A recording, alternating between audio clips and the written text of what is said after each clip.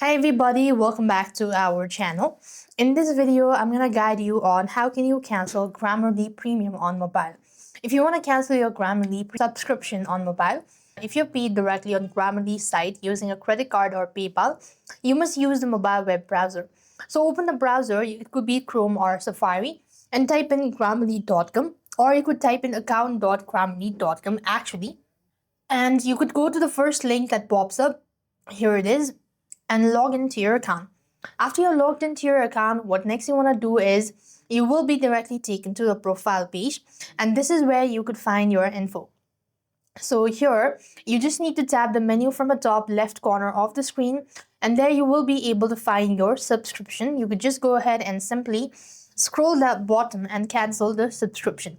And you have to follow the prompt to confirm, choosing a reason if requested. And if you've done or subscribed by Apple App Store, you just want to open up settings on your iOS device and tap onto the profile or the iCloud ID at the very top. There you could find subscription. You could go ahead and find the Grammarly in the list and tap it and select cancel subscription and confirm it so. And as per the Android user, if you've used Google Play, you just want to go to the Play Store.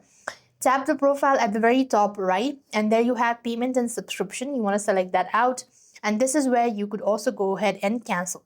So this way you're supposed to cancel the Grammarly Premium on mobile. I hope the video was helpful. Make sure to like, share, and subscribe. Thank you for watching. See you in the next video.